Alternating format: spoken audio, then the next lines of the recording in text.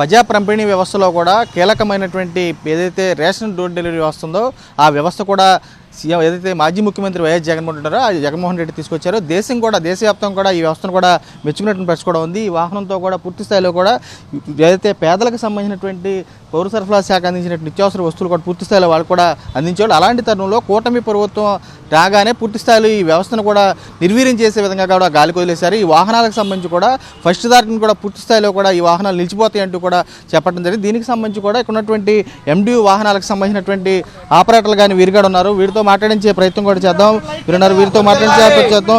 వీరు కూడా పూర్తి గవర్నమెంట్ తీసుకున్నటువంటి నిర్ణయం కూడా వెనక్కి తీసుకోవాలంటే కూడా వీరు కూడా ఆందోళన చెందుతున్నారు. వీరితో మాట్లాడించే ప్రయత్నం చేద్దాం. సార్ చెప్పండి, ప్రధానంగా ఏం చూస్తే కనుక ప్రజా పంపిణీ వ్యవస్థలో మీరు కూడా భాగస్వామి అయిపోయారు. వాళ్ళు ఉన్నటువంటి వారు వృద్ధులు కానీ వీళ్ళు కానీ ఇబ్బంది పడకుండా క్షేత్రస్థాయిలో కూడా మీరు ఇళ్ళకి కూడా ఇంటింటికి డోర్ డెలివరీ చేశారు. అలాంటి వ్యవస్థలు మిమ్మల్ని అర్ధాంతరంగా ఆపేశారు. ఎలా ఉంది పరిస్థితి? సార్, రాష్ట్ర సంయుక్త ఎండి ఆపరేటర్ల యూనియన్ తరపున, ఏలూరు జిల్లా యూనియన్ తరపున మా డిమాండ్ ఒకటే సార్. మమ్మల్ని 9260 వెహికల్స్ ఈ రాష్ట్రంలో ఉన్నాయి. అది ఇండైరెక్ట్గా మా హెల్పర్తో కాక 18,000 కుటుంబాలు ఈ రాత్రి తీసుకున్న నిర్ణయం వల్ల నడి రోడ్డును పడిపోయినాయి సార్. దయచేసి గవర్నమెంట్ తీసుకున్న నిర్ణయం వెనక్కి తీసుకుని మాకు 2021 సంవత్సరం ఆనాడు గవర్నమెంట్ వైఎస్ జగన్మోహన్ రెడ్డి గారు తీసుకున్న మాకు ఇచ్చిన వెహికల్ ద్వారా ఆనాడు మాకు అగ్రిమెంట్ ఏంటంటే 6 సంవత్సరాల అగ్రిమెంట్ చేసి మరి ఇంకా మాకు 20 నెలల కాల వ్యవధి ఉంది. 20 నెలల కాల వ్యవధి కూడా ముగించుకోకముందే మరి గవర్నమెంట్ కూటమి ప్రభుత్వం వెనక మరి మమ్మల్ని రద్దు చేసింది. అది కూడా చర్చలు చేయకోకుండానే మీకు ఇన్ఫర్మేషన్ కూడా మాకు ఇవ్వకుండా నిన్న సాయంత్రం కల్లా అంత నిర్ణయం తీసుకుని మీకు రద్దు జూన్ 1వ తారీఖు నుంచి డీలర్ షాపులు ఇస్తారని. మరి అదే డీలర్లు కూడా అనేక మంది కూడా ఈ వ్యవస్థ బాగుందని చెప్పిన కూడా ఉన్నారు. కానీ ఏంటంటే కూటమి ప్రభుత్వం మరి ఎందుకు ఈ నిర్ణయం తీసుకుందో మా ఎందుకు వివక్ష చూపిస్తుందో మాకు తెలియదు సార్. కానీ ఒకటి మా డిమాండ్, మాకు 20 నెలల కాల వ్యవధి ఉంది. నడి రోడ్డున ఈ రాత్రి తీసుకున్న నిర్ణయం వల్ల 18,000 కుటుంబాలు నడి రోడ్డు మీద పడిపోయి జీవనోపాధి లేకుండా జీవన ఆధారం లేకుండా ఉంది. మాకు ఒకే ఒక డిమాండ్, మాకు 20 నెలల కాల వ్యవధి ఉంది కాబట్టి మాకు మళ్ళీ రేషన్ డిస్ట్రిబ్యూషన్లో వెనక తీసుకోవాలి. అనేక ప్రజా పంపిణీ వ్యవస్థలో ప్రజలతో అనుకూలంగా ఉండి ఇలా వ్యాన్లు రావడం ప్రజలు కూడా అనేక మంది ఫోన్లు చేస్తున్నారు ఎండిఓ ఆపరేటర్లకి, ఏంటని ఇంత నిర్ణయం తీసుకున్నారని అనేక మంది ఫోన్లు చేసి మేము కూడా బయటకు వస్తామన్న ఆలోచన కూడా ప్రజల్లోంచి వస్తుంది. ఆనాడు మరి 2020 కరోనా టైంలో కూడా రెడ్ జోన్లో ఉన్న ఏరియాలో కూడా ఆ రోజు జగన్మోహన్ రెడ్డి గారు ఆదేశాల మేరకు మేము అప్పుడు కూడా వర్క్ చేసాం. ఏ పార్టీ సమ్మితం లేకోకుండా అన్ని పార్టీలు కూడా దీంట్లో వర్క్ చేస్తున్నారు. ఏదన్నా పార్టీ సంబంధించి మమ్మల్ని తీసేశారో ఏ నిర్ణయం మాకు తెలియదు. కానీ ఎండి వ్యవస్థ మాత్రం పటిష్టంగా ఉంది. ఈ రోజుల్లో ఆనాడు పెట్టిన ఈ స్కీము ఉపయోగపడుతుంది. ఏ గవర్నమెంట్ వచ్చినా ఉపయోగపడుతుంది. ఇప్పుడు కూడా 2021 నుంచి ఇన్ని సంవత్సరాలు చేసుకుంటూ వచ్చాం కూడా ఎక్కడ కూడా వ్యవస్థ లేదు. మా మీద అనేక నిందలు వేస్తుంది ఈ గవర్నమెంట్. ఈ నిందలు కూడా ఎక్కడ ఆ నిందలు నిరూపించిన దాఖలాలు అది లేవు. ఒకవేళ చేసిన వాళ్ళు ఉంటే వాళ్ళని సస్పెండ్ చేయమని చెప్పాం, వాళ్ళని ఉద్యోగాలను తీసేయమని చెప్పాం. కానీ మిగతా కుటుంబాలు ఏం చేసినాయి? మిగతా వాళ్ళు రోడ్డును పడిపోతున్నాయి. ఈరోజు 18,000 కుటుంబాలు ఇబ్బంది పడుతున్నాయి. దయచేసి ఈ గవర్నమెంట్ వెనక్కి తీసుకోవాల్సిందిగా మేము కోరుతున్నాం సార్.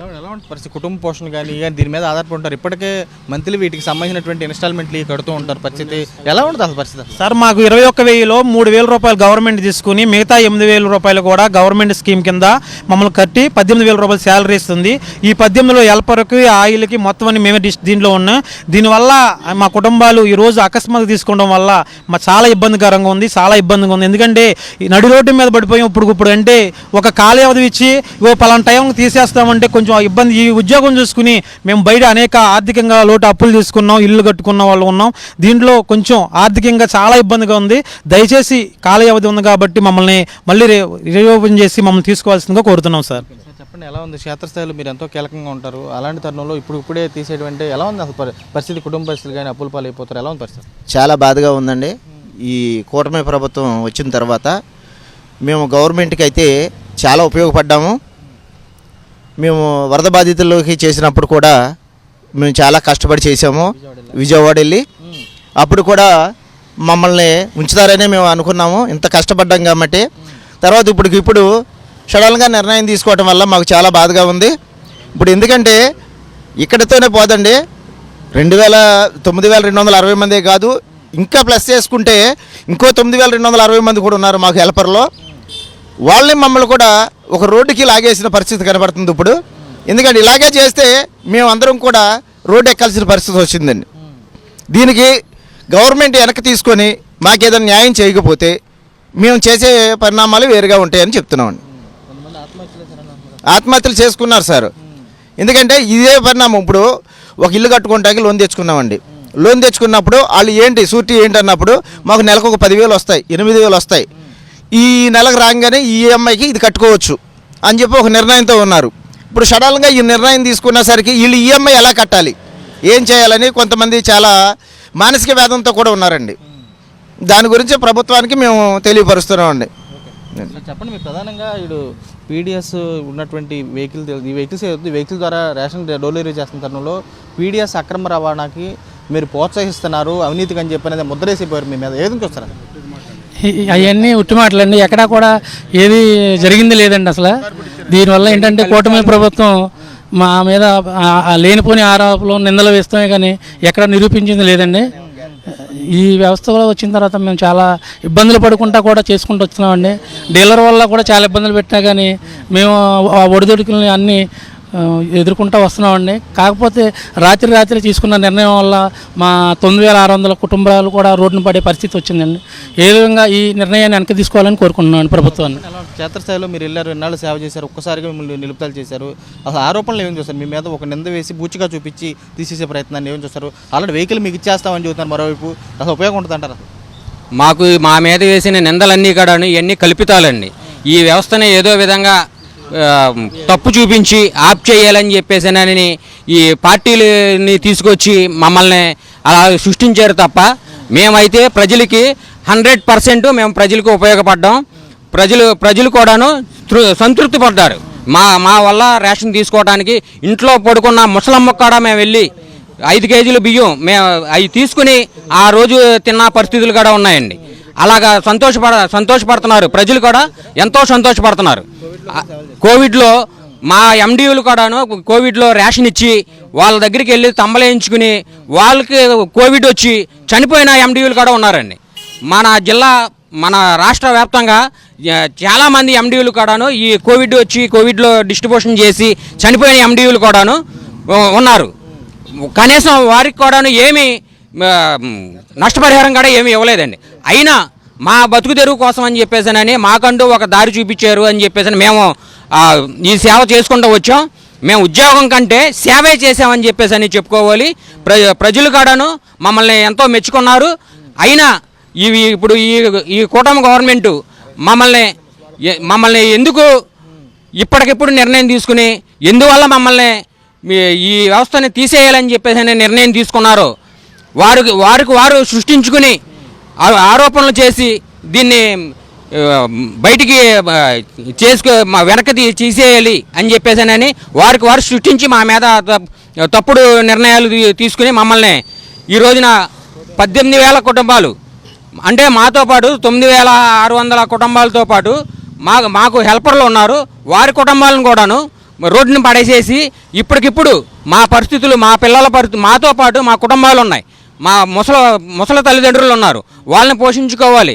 మా పిల్లల స్కూల్ చదివించుకోవాలి. 60 సంవత్సరాలు దాటిన మంచం మీద పడుకున్న ముసలి వాళ్ళకి కానీ హ్యాండిక్యాపర్లకు కానీ లెగలేని పరిస్థితుల్లో హాస్పిటల్లో ఉన్న వాళ్ళకి కానీ ఇళ్ళకి తీసుకెళ్ళి రేషన్ తంబేయించి రేషన్ ఇళ్ళ దగ్గర ఇచ్చేవండి.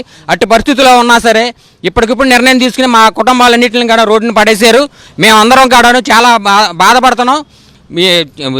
ఇదే పరిస్థితిలో ఉంటే కూడా ఆత్మహత్యలు చేసుకునే పరిస్థితిలో కూడా ఉన్నాం. చాలామంది ఎండియూలు మేము దీని మీదే బతుకుతున్నాం. ఎందుకంటే మాకంటూ ఒక జీవనాధారం చూపించారు అని చెప్పేసానని మేము ఎంతో శ్రద్ధాశక్తులతో మేము చేసుకుని వచ్చాం. ఇప్పుడు ఈ పరిస్థితిలో మేము ఎవరి దగ్గరికైనా వెళ్ళి ఉద్యోగం అడిగినా ఏదైనా పని అడిగినా సరే మాకు ఇవ్వని పరిస్థితి అండి. ఎందుకంటే అందరికీ కూడాను దీంట్లో పనిచేసే వాళ్ళందరికీ కూడాను 40 సంవత్సరాల నుంచి 50 సంవత్సరాలు పైబడిన వారే ఉన్నాం. ఈ పరిస్థితిలో ఎవరన్నా మమ్మల్ని ఉద్యోగంలో పెట్టుకోవాలన్నా సరే పెట్టుకోరు, ఏ పని ఇవ్వాలన్నా సరే ఇవ్వరు. అట్టి పరిస్థితుల్లో మేమందరం కూడాను ఎండిఓలు అందరం కూడాను ఇప్పుడు రోడ్డుని పడిపోయాం. రాష్ట్ర వ్యాప్తంగా ఎవరన్నా చిన్న తప్పులు చేసుండొచ్చు, అయినా వారికి పనిష్మెంట్ ఇచ్చారు. వారు సరి చేసుకున్నారు, వారి తప్పులు వాళ్ళు తెలుసుకున్నారు. అందరం కూడాను ఎంతో శ్రద్ధాశక్తులతో ఈ పని చేస్తున్నాం. అందరికీ సేవ చేస్తున్నాం. మేము ఈ సేవలో ఏ ప్రభుత్వం ఉన్నా సరే మేము రేషన్ డిస్ట్రిబ్యూషన్లో సేవ చేసుకుంటూ వచ్చాం. మాకు మరలా మేము ఈ ప్రజలకి ఈ సేవ చేయడానికి మాకు బతుకు తెరువు ఇవ్వమని మమ్మల్ని ఈ నిర్ణయాన్ని వెనక్కి తీసుకుని మాకు మరలా డిస్ట్రిబ్యూషన్ చేయడానికి మాకు అవకాశం ఇవ్వమని చెప్పేసి ఈ గవర్నమెంట్ని కోరుకుంటూ మాకు జీవనాధారం చూపించాలని చెప్పేసానని ఈ గవర్నమెంట్కి 2 చేతులెట్టి ఎంపీలు అందరం దండం పెట్టి చెబుతున్నాం. సార్ చెప్పండి, మీరు ఆల్రెడీ వెహికల్కి ఎంత ఉంది, ఇంకా బాకీ ఎంత ఉంది, మీ వెహికల్ మీకు ఇచ్చేస్తా అంటున్నారు, ప్రయోజనం ఉందా? ఇంక 20 నెలలు ఉందండి వెహికల్ ఫైనాన్స్. ఫైనాన్స్ ఉంది, ఎంత ఉంది? 1 లక్షలు 2 లక్షలు నెలకు వచ్చి 3,000 ఇవ్వము సార్, మా శాలరీలో కట్ అయ్యేది. అది 20 నెలలు ఉంది. ఆ 20 నెలలకి వ్యాన్ ఇచ్చేస్తా అన్నారు చెప్పి దానికి క్లియరెన్స్ చేస్తారు లేదు, అవినీతి అంటున్నారు సార్. ఒక సివిల్ డ్యూటీ వస్తారు సార్, రోజుకి ఒకసారి వచ్చి సివిల్ డ్యూటీ వచ్చి ఒక ఈఆర్ఓ వచ్చి వాళ్ళందరూ వచ్చి చెక్ చేసి ఒక ఎంఆర్ఓ వస్తారు, లేదా నెలకోసారి జేసీ మేడం వస్తారు సార్. జేసీ గారు వచ్చి మా స్టాకు పక్కన ఇళ్ళలో కూడా అడుగుతున్నారు, మీ స్టాక్ ఎలాగిస్తున్నారు, రేట్ ఎంత డిఫరెన్స్ తీసుకుంటున్నారు, ఇది అని ఎంక్వైరీ చేసుకుని వెళ్తున్నారు సార్. నెలకి కంపల్సరీ మా సివిల్ డ్యూటీ అనేది ఒకసారి డీటీ గారు వచ్చి బండికోసారి రోజుకోసారి చెక్ చేస్తారు సార్. మేము అవినీతి ఎలా చేస్తాం సార్? ఒక 10 కేలు ఒక 50 కేలు ఎక్స్ట్రా ఉన్న రైసు మా మీద సేల్లో తీసుకుంటున్నాం మా డీటీ గారు, మా మేడం గారు, ఎంఆర్ఓ గారు కానీ, జేసీ గారు ఎవరు కానీ, ఈఆర్ఓ గారు, గ్రామం ఈఆర్ఓ కూడా మాకు చెకింగ్కి వచ్చారు సార్. అలాంటిది మేము అవినీతి ఎలా చేస్తున్నాం మేము అడుగుతున్నాం సార్. అంటే ఈ వ్యవస్థను తీసేయాలని గవర్నమెంట్ ఒక నిర్ణయం తీసుకొని అభినందనలు వేసి మా మీద చేస్తున్నారు సార్. ఈ వ్యవస్థని మళ్ళీ వెనక్కి తీసుకోవాలని మేము కోరుతున్నాం సార్. మేము మా కుటుంబం అందరూ రోడ్డు మీద పడుతున్నాం సార్. మా పిల్లలు కానీ మా తల్లిదండ్రులు కానీ మేము ఏదో ఒక ఆధారం చేసుకొని దీని మీద బతుకుతున్నాం. ఇది ఏదో ఉందో మా ధైర్యంతో ఒక 15 రోజులు చేసుకుంటున్నాం. ఒక 15 రోజులు 200 300 కూలి పనికి వెళ్ళి ఈ జీవనాధారం ఇల్లు గడుపుకున్నాం సార్. ఇది అటాటుగా మీరు కేంద్రం నిర్ణయించి కూడా బాగుంది, ఈ సంస్థ ఉందని కేంద్రం మొత్తం అందరూ కూడా నంబర్ 1గా ఉంది. ఏ ఆపద వచ్చినా కరోనా టైంలో కానీ వరద బాధల్లో కానీ అన్ని ఆపదలు ఆదుకున్నాం సార్. కానీ మేము కరోనా టైంలో కూడా రాజ్యంలో కూడా మేము చేసాం వర్క్. మొన్న వరద బాధల్లో కూడా దోమల్లో కానీ మాకు తిండి లేకపోయినా సరే మేము చేసాం సార్ మా వర్క్ అని. అలాంటిది ఒకసారి మీరు మనోహర్ గారు, సీఎం చంద్రబాబు నాయుడు గారు, ఉప ముఖ్యమంత్రి డిప్యూటీ సీఎం గారు పవన్ కళ్యాణ్ గారు ఏం తీసుకున్నారో అటాటిగా నిన్న 5 గంటలకు నిర్ణయం తీసుకొని సడన్గా ఆపేస్తే మా జీవనాధారాలు ఏం అవ్వాలని మేము కోరుతున్నాం సార్. ఈ అమలు వ్యవస్థని మళ్ళీ తీసుకోవాలని మేము కోరుకుంటున్నాం సార్. ప్రధానంగా వీరంతా కూడా ఒకటే స్పష్టం చేసే స్పష్టంగా కనపడుతుంది. అర్ధాంతరంగా తమ వ్యవస్థ నిలిపివేయడంతో సుమారు చూస్తే కనుక 9,000 మంది ఎంబీడీ ఆపరేటర్లకు సంబంధించిన డ్రైవర్లు కానీ, మరోవైపు వీరికి సంబంధించిన హెల్పర్స్ కూడా మరో 9,000, సుమారుగా ఓవరాల్గా చూస్తే కనుక 18,000 మంది కుటుంబాలకు సంబంధించి కూడా నిర్దాక్షిణ్యంగా కూటమి ప్రభుత్వం రోడ్డు మీద పడేసింది. కరోనా సమయంలో కానీ, విపత్తు సమయంలో కానీ, వరదల సమయంలో కానీ క్షేత్రస్థాయిలో ప్రజలకు మేము సేవ చేశాము. అలాంటి సేవ చేసిన తమపై కూడా నిందలు వేస్తూ కూడా పూర్తిస్థాయిలో తమ నిర్దాక్షిణ్యంగా ఆపేయడం పట్ల ఇంకా పూర్తిస్థాయిలో తమకు 20 నెలలకు సంబంధించిన పీరియడ్ ఉన్నా కానీ పూర్తిగా తమ కుటుంబాలను రోడ్డు మీద పడేశారని చెప్పి ఎండిఓ ఆపరేటర్లు కూడా ఆవేదన వ్యక్తం చేస్తున్నారు. తమ వ్యవస్థని దేశం మెచ్చినటువంటి వ్యవస్థను కూడా కొనసాగించాలని వారు కూడా డిమాండ్ చేస్తున్నట్టు కూడా కనబడుతుంది. విజయ్ కుమార్ రాజు, సాక్షి టీవీ, ఏలూరు జిల్లా నుంచి.